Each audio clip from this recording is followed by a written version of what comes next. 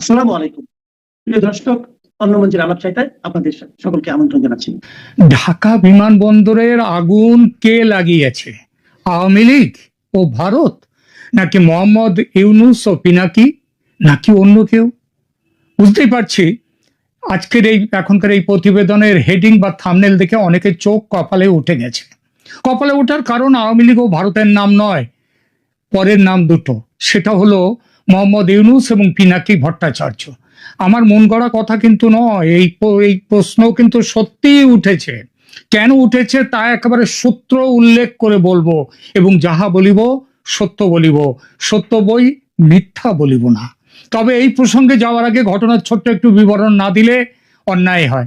গতকাল 18 অক্টোবর দুপুর বা বিকেল যেটাই বলেন না কেন, 2টো নাগাদ গেট নম্বর 8-এর কাছে কার্গো ভিলেজ এলাকায় আগুন লাগে, যেখানে আমদানি করা, মানে কার্গো ভিলেজের একটা আমদানির জন্য একটা অংশ আছে, একটা জায়গা আছে, আবার মানে বিল্ডিং, আবার রপ্তানির জন্য আলাদা কার্গো ভিলেজ, তার আলাদা জায়গা আছে। তো আগুনটা লাগছে কার্গো ভিলেজ এলাকায়, ওই আমদানি যেখানে করা হয়, মানে আমদানির পণ্য যেখানে রাখা হয়ে থাকে। মোট 36-37টি দমকল ইউনিট, সেনাবাহিনী ও বিমান বাহিনী এই অগ্নি নির্বাপনে অংশ নেয়। বিমানবন্দরের কার্গো ভিলেজে লাগা এই আগুন 7 ঘন্টার বেশি সময় ধরে জ্বলার পর রাত 9টা 18 মিনিট নাগাদ, মানে গতকাল, সেটা সম্পূর্ণভাবে নিয়ন্ত্রণে আনা হয় বলে বন্দর সূত্রের খবর। আগুন কিন্তু নেভানোর কথা বলা হয়নি, বলা হয়েছে আগুন নিয়ন্ত্রণে আনা হয়েছে। ব্যাপারটার ফারাকটা কিন্তু মাথায় রাখবে। ফায়ার সার্ভিস ও সিভিল ডিফেন্সের মহাপরিচালক ব্রিগেডিয়ার জেনারেল মোহাম্মদ জাহেদ কামাল তিনি নিশ্চিত করেছেন যে মোট 37টি দমকল ইউনিট আগুন নেভাতে কাজ করেছে।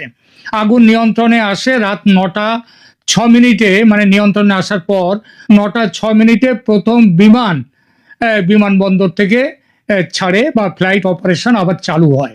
তবে আগুন নিয়ন্ত্রণে এলেও পুরো নিভে যায়নি, আগেই বলেছি। পরদিন মানে আজ সকাল 9টাতেও কার্গো ভিলেজ থেকে ধোঁয়া বের হচ্ছে বলে খবর পাওয়া গেছে। আগুন শুধুমাত্র আমদানি কার্গো বিভাগে সীমাবদ্ধ ছিল, রপ্তানি কার্গো এলাকা অক্ষত। এবার আসি ক্ষয়ক্ষতির প্রসঙ্গে দুটো কথায়। একটা স্বস্তির কথা একটা হলো যে কোনো প্রাণহানি হয়নি, যদিও আহত হয়েছেন অন্তত 35 জন। এই 35 জনের মধ্যে 25 জন হচ্ছে হতভাগ্য আনসার বাহিনীর সদস্য। তারা সব জায়গাতেই আগে আগে যেতে হয় তাদের, অথচ মারও খায় তারা। এবং 10 জন পুলিশ বাহিনীর লোক। এই 35 জন কমপক্ষে আহত হয়েছেন খবর পাওয়া যাচ্ছে। আহতদের চিকিৎসার জন্য কম্বাইন্ড মিলিটারি হাসপাতাল এবং কুর্মিটোলা জেনারেল হাসপাতালে নিয়ে যাওয়া হয়। কয়েকজনের অবস্থা আশঙ্কাজনক, তবে এখনো পর্যন্ত কোনো মৃত্যুর খবর নেই। এইবার আর্থিক ক্ষয়ক্ষতি প্রসঙ্গে দুটো কথা। International air express association of বাংলাদেশের সভাপতি কবির আহমেদ খান জানিয়েছেন যে এই আগুনের সরাসরি, মানে প্রত্যক্ষ এবং পরোক্ষ, এই দুই দিক মিলিয়ে মোট ক্ষতির পরিমাণ 1 বিলিয়ন, মানে যার সহজ হচ্ছে 100 কোটি। আর সেটা বাংলাদেশি টাকাতে ওই 1 বিলিয়ন মার্কিন ডলারের, তার মূল্য হচ্ছে প্রায় 12,214 কোটি টাকা। এই পরিমাণ টাকার ক্ষতি হয়েছে এটা মনে করা যেতে পারে, এর থেকে কিছু বেশিও হতে পারে। আর ক্ষতিগ্রস্ত হচ্ছে কোন ধরনের পণ্য? কার্গো ভিলেজে যেসব পণ্য পুড়ে গেছে তার মধ্যে রয়েছে তৈরি পোশাক, মূলত চীন থেকে আসা পোশাক। বাংলাদেশ শুধু কিন্তু পোশাক রপ্তানি করে না, রেডিমেড পোশাক আমদানিও করে। এই আমদানিটা দু রকমের হয়, একটা হচ্ছে চীন থেকে আসে কিছু পোশাক, আর একটা জিনিস হচ্ছে সেটা হচ্ছে বিভিন্ন দেশ থেকে তারা পাঠিয়ে দেয় কি ধরনের পোশাক বানাতে হবে, তার নিয়ম হিসেবে নির্দেশনা দিয়ে কিছু পোশাক পাঠিয়ে দেয়, সেগুলো নষ্ট হয়েছে। রেডিমেড গার্মেন্টস তৈরির যে কাঁচামাল, যেমন বোতাম, জিপার, ফ্যাব্রিক, এসবগুলো বিদেশ থেকে আমদানি করতে হয়, সেগুলো হয়েছে। এরপরে ইলেকট্রনিক্স পণ্য, যন্ত্রপাতি ও মেশিনারি পার্টস ক্ষতি হয়েছে। বস্ত্র শিল্পে ব্যবহারের জন্য যে রাসায়নিক পদার্থ নিয়ে আসা হয় সেগুলো ক্ষতি হয়েছে বিশাল, এবং বলা হচ্ছে এই রাসায়নিক পদার্থ থেকেই আগুন লেগেছে। এছাড়া mobile cover, light accessories cargo ভিলেজে আমদানির অপেক্ষায় থাকা এবং কাস্টমস ক্লিয়ারেন্সের জন্য রাখা হয়েছে শত শত টন পণ্য, যেটা বিদেশ থেকে আনা হয়েছে ভারতে, এই বাংলাদেশে। সেই পণ্যগুলো নষ্ট হয়েছে। আচ্ছা, এইবার হয়ে গেল। এবার বলি ঢাকা বিমানবন্দরের এই অগ্নিকাণ্ডের আগে একবার তাকিয়ে দেখি পৃথিবীর অন্যান্য দেশে কি ধরনের ভয়াবহ অগ্নিকাণ্ড বলতে যেটা ঘটনা সেটা কিরকম। দেখুন, প্রাণহানির দিক দিয়ে যে বিমানবন্দরের অগ্নিকাণ্ড সব থেকে ভয়ঙ্কর সেটা হলো 1996 সালে জার্মানির ডুসেলডর্ফ বিমানবন্দরের অগ্নিকাণ্ড, যেখানে 17 জন মানুষ পুড়ে মারা যায় এবং প্রায় 100-র মতো মানুষ মারাত্মক আহত হয়। ঢাকা বিমানবন্দরে গতকালের আগুন হতাহতের বিচারে ভয়ঙ্কর নয় অবশ্যই, কারণ বলেছি যে সেখানে 35 জনের মতো আহত প্রাথমিকভাবে। তাহলেও ক্ষয়ক্ষতির দিক দিয়ে কিন্তু সবার ওপরে চলে গেছে বাংলাদেশের গতকালকে শাহজালাল বিমানবন্দরের অগ্নিকাণ্ড। এর সঙ্গে একমাত্র তুলনা করা যায় 2013 সালে আফ্রিকার কেনিয়ার নাইরোবি বিমানবন্দরের অগ্নিকাণ্ড। ঢাকা বিমানবন্দরের আর্থিক ক্ষতির পরিমাণ আগেই বলেছি $1 বিলিয়ন, 12,000-12,500 কোটি টাকার কাছাকাছি। এইবার আসি আমাদের মূল প্রসঙ্গটিতে। আগুন লাগলো নাকি কেউ লাগালো? সরকার তদন্ত কমিটি বসিয়েছে, 5 দিনের মধ্যে রিপোর্ট দেবে এই কমিটি।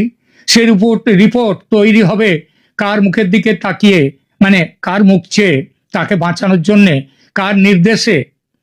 হ্যাঁ, তো এইসব অনেক কিছু ব্যাপার থাকবে তার মধ্যে, এবং সেই কার রিপোর্টে কারকে বাঁচাবার জন্যে, কার নির্দেশে, কার মুখ চেয়ে রিপোর্ট হবে সেটা তো দেবান ও জানন্তি কুতো মনুষ্যা। কারণ এসব কমিশন সম্পর্কে একটি সাধারণ কথা আছে, সেটা হলো কমিশন তদন্তের জন্য, সত্য উদ্ঘাটনের তদন্তের জন্য কখনো কমিশন বসানো হয় না। কমিশন বসানো হয় সত্যকে মেরে ফেলতে, সত্যকে ধামাচাপা দেওয়ার জন্য। আর সেই কমিশন পরে কি বলবে, তার রিপোর্ট বাজারে সরকার বের করবে কিনা, সেসব অনেক পরের কথা। রিপোর্টে সরকারের সমালোচনা থাকলে বাইরে বেরোবে না সে রিপোর্ট, এটা জানা কথা। অতএব রিপোর্ট ছেড়ে বাজারে মানুষকে কি বলছে একটু দেখি, এটা একটু দেখি। আমার বিশ্বাস এইভাবে আমার এই চ্যানেল ছাড়া অন্য কোনো চ্যানেলে এই জিনিসটা পাবেন না। অন্তর্বর্তী সরকারের ছাত্রদের বাড়বাড়ন্ত বর্তমানে বেশ খানিকটা কমে এসেছে। এখন ছাত্রদের রাজনৈতিক দল, যেটা ইউনূসের নিজের দলও বটে, সেই এনসিপি পাবলিক সাপোর্টের অভাবে প্রায় খরচের খাতায় চলে গেছে। তবু সেই যে বলে না, বিষ নেই তবু কুলোপানা চক্কর, সেই ভাব এই দলের নেতাদের। তারা যখন তখন যা খুশি বলেন আর নিজেদেরকে একেবারে ওই যে ধোয়া তুলসীর পাতা বলে রাখেন মানুষের সামনে। দলের নেতা সাম্প্রতিক বড় বড় অগ্নিকাণ্ডের ঘটনা নিয়ে, দলের সেই নেতার নাম হচ্ছে সার্জিস আলম। তিনি বড় বড় অগ্নিকাণ্ডের ঘটনা সম্প্রতিকালে যা বাংলাদেশে হচ্ছে তাই নিয়ে একটা লম্বা থিসিস গোছের বক্তব্য জারি করেছেন। জাতীয় নাগরিক কমিটির প্রধান সংগঠক শ্রীযুক্ত সার্জিস আলম ইতিপূর্বে একাধিক অগ্নিকাণ্ডের ঘটনায় আওয়ামী লীগ ঘনিষ্ঠদের হাত রয়েছে বলে মন্তব্য করেছেন। 2024 সালে একটু পেছনের দিকে যান, ডিসেম্বরের সচিবালয়ে ভয়ঙ্কর অগ্নিকাণ্ড হলো, সব পুড়ে গেল। তারপর তিনি বলেছিলেন যে এটি একটি পরিকল্পিত ষড়যন্ত্র এবং শেখ হাসিনার এজেন্টরা বিভিন্ন দুর্নীতি ও অপরাধের নথিপত্র নষ্ট করার জন্য এই আগুন লাগিয়েছে। আচ্ছা, তার তো একটা কমিশন বসেছিল, সেই কমিশন কি রিপোর্ট দিয়েছে? কমিশন কিন্তু রিপোর্ট হয়তো দিয়েছে, আর না দিলে কেন দেয়নি সেটা নিয়ে কেউ প্রশ্ন করেনি, এবং দিয়ে থাকলে কি রিপোর্ট দিয়েছে সেটা কিন্তু সরকার বলছে না। সার্জিস আলম আরও বলেছিলেন যে বাংলাদেশে আওয়ামী লীগের দালালরা এখনো আমলাতন্ত্রে লুকিয়ে আছে এবং তাদের শেকড় উপড়ে ফেলতে হবে। 2025 সালের এবছরই আসুন আগস্টে মিরপুরের শিয়ালবাড়িতে আগুন লাগলো ভয়ঙ্কর। অগ্নিকাণ্ডের পর সার্জিস আলম বলেছিলেন, আমি বিভিন্ন স্থানে আগুনের ঘটনাগুলোকে বিচ্ছিন্ন ঘটনা বলে মনে করি না, এগুলো একটা ষড়যন্ত্রের অংশ। একেবারে থিসিস লিখেছেন। তবে শাহজালাল বিমানবন্দরের সাম্প্রতিক আগুন নিয়েও তিনি সেই তার পুরনো লাইনে আছেন এবং আওয়ামী লীগকে দায়ী বলে দাবি করেছেন, এবং সেই সঙ্গে ভারতের নামও টেনে এনেছে। কারণ আওয়ামী লীগ যাদের মামার বাড়ি, বাংলা ছাড়ো তাড়াতাড়ি, এই বলে তো আওয়ামী লীগকে সমালোচনা করেছিলেন। মানে আওয়ামী লীগ ভারত যেন এক জায়গায় রেখে দিয়েছে এই নেতারা, এই সার্জিস আলমরা। পিনাকি ভট্টাচার্যের কথায় আসি। পিনাকি ভট্টাচার্য আপনারা জানেন, তার কথায় তিনি ফ্রান্সে বসে ফতোয়া দেন আর সেই ফতোয়া মাফিক বাংলাদেশে তার অনুচররা, এবং সেই অনুচররাই এখন ক্ষমতায় বসে আছেন, তারা সেই অনুযায়ী করেন। যখন ওই বড় মূর্তি ভাঙতে হবে, পিনাকি ভট্টাচার্যের ফতোয়া, 32 নম্বর ভাঙতে হবে, পিনাকি ভট্টাচার্যের ফতোয়া। এই ফতোয়ায় একটুখানি টান পড়ে গেছে সম্প্রতি। তিনি বলেছিলেন 46 নম্বর পদাতিক ডিভিশন ঢাকায় আসছে, তারা এসে দখল নেবে ইত্যাদি। সুতরাং জনগণকে রাস্তায় বেরোবার জন্য বলেছিলেন, হাজারে হাজারে লাখে লাখে মানুষ রাস্তায় নেমে আসুন। দেখা গেছিল 5টা লোক রাস্তায় নামেনি, এমনকি কুকুর বিড়াল পর্যন্ত রাস্তায় নামেনি। তো পিনাকি ভট্টাচার্যের বাজার এখন একটু খারাপ যাচ্ছে, কিন্তু খারাপ গেলেও হাম ছোড় সকতে হয়, লেকিন কমলি নেই ছোড়েগা। তো কমলি মানে পিনাকি ভট্টাচার্য কেন ছাড়বেন? এই বাংলাদেশি অ্যাক্টিভিস্ট পিনাকি ভট্টাচার্য দীর্ঘদিন ধরে ভারত বিরোধী, আওয়ামী লীগ বিরোধী এবং ইন্ডিয়া আউট প্রচারণার সাথে যুক্ত। তিনি সোশ্যাল মিডিয়ায় এবং ইউটিউবে ভারত, হিন্দু ধর্ম এবং মোদী সরকারের বিরুদ্ধে নিয়মিত বিষোদ্গার করেন। শাহজালাল বিমানবন্দরের আগুন নিয়ে পিনাকি একটি ইঙ্গিতমূলক স্ট্যাটাস দিয়েছেন। তবে তিনি বলেছেন যে পিনাকিকে তিনি এই একই কথা, তিনি এখানেও ভারতের হাত দেখেছেন এর পেছনে, এই আগুন লাগার পেছনে। তবে পিনাকিকে পাকিস্তানের গোয়েন্দা সংস্থার এজেন্ট হিসেবে, ISI এর এজেন্ট হিসেবে আজকাল কিন্তু অভিযুক্ত করা হচ্ছে। তার বিরুদ্ধে বাংলাদেশেও একাধিক মামলা রয়েছে। শুধু পিনাকি এবং সার্জিস আলম নয়, বেশ কিছু রাজনৈতিক নেতা ও সক্রিয় ব্যক্তিত্ব এই আগুনের পেছনে আওয়ামী লীগ ও ভারতের যোগ আছে, সম্পৃক্ততা আছে, সে কথা বলেছেন।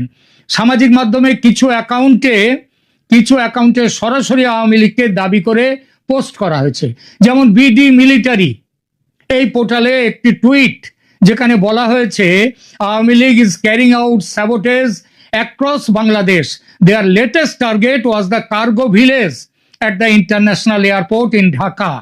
কিন্তু এই ধরনের দাবি কোনো সরকারি বা নিরপেক্ষ তদন্ত দ্বারা প্রমাণিত হয়নি, তবু তারা বলে যাচ্ছে। তো তাদের কথা যখন বললাম, এবং হ্যাঁ, এখানে ভারতীয় গোয়েন্দা সংস্থার আপনারা জানেন যে 4 জন কর্তা তারা ঢাকা সফর করেছেন, অক্টোবরের 14 থেকে 16 তারিখে বাংলাদেশে ছিলেন, এবং তারা সব মিলিটারি ইন্টেলিজেন্স ভারতীয় বাহিনীর তার অংশ।